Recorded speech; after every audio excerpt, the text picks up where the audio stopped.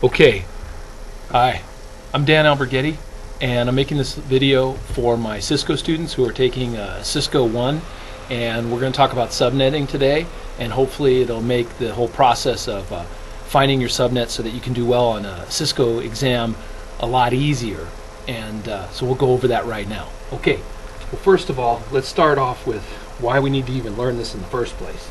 I'm going to take a network here, an address 194.168.1.25. Okay, so there's an IP address, right? Let's just agree we have to get our starting point of an agreement. First of all, this is a IP address, IP version 4. It's 32 bits, 8 bits, 8 bits, 8 bits, and 8 bits. Okay. The numbers can range from 0 to 255 in each of these octets.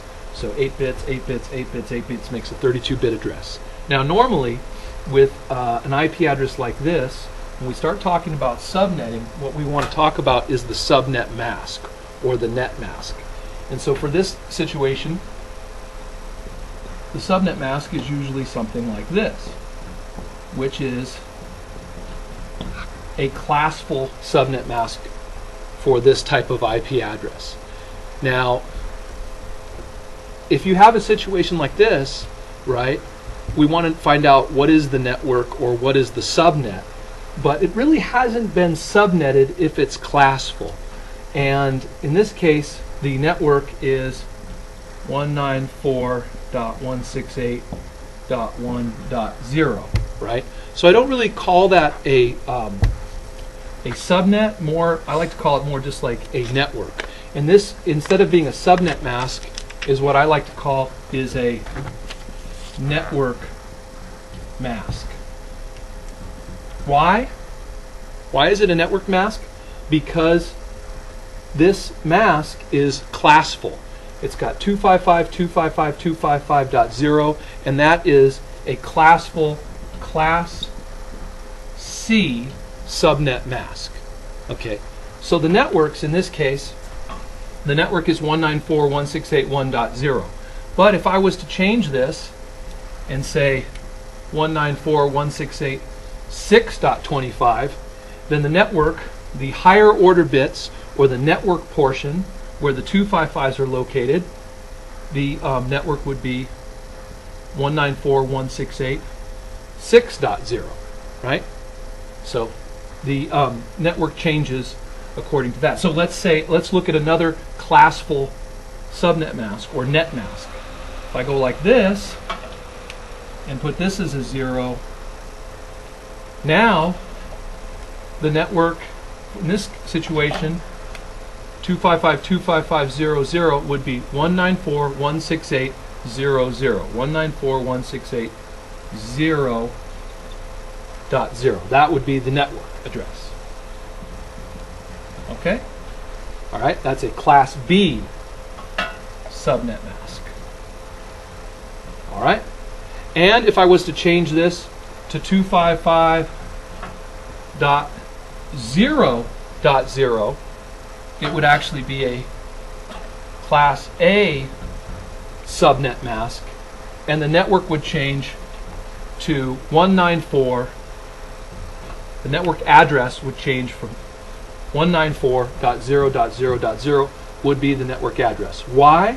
Because the 255 lets us know where the network, what the network is. So this would be the 194, basically the 194 network. Now, if I change this to 200, then this is the 200 network, right? And that means the network address is 200.0.0.0.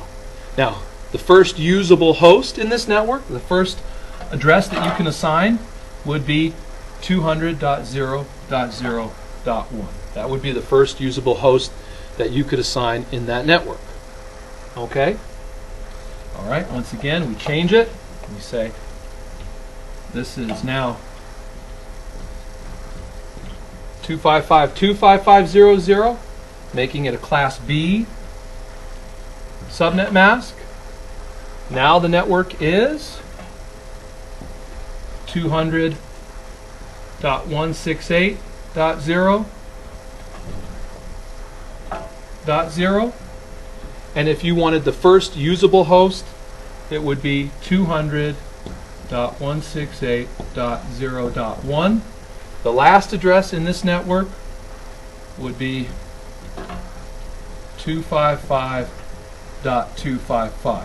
That would be the last usable host, or the last usable address in this network. And it actually isn't usable. This would be what we call a broadcast address. So it's actually not usable. It's reserved for broadcasts. Okay. So far what we're looking at are net masks, network masks.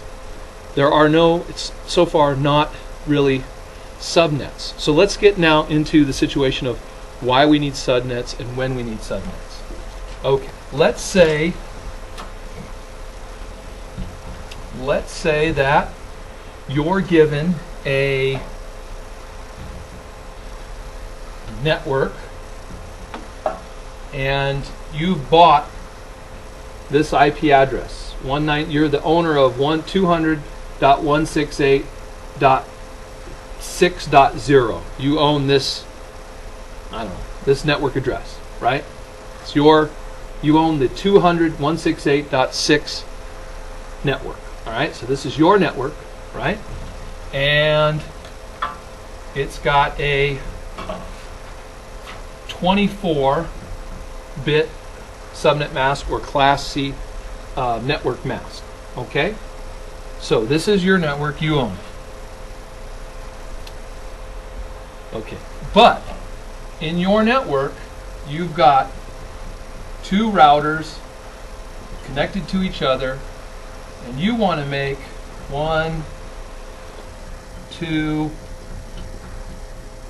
and 3 networks coming off of two routers, but you have to use, let's say, this number scheme. In other words, it has to be 200.168.6 network. Well, in this situation, the hosts in this scenario would go from 200.168.6.1, that would be your first host, all the way down to 200.168.6.254, right?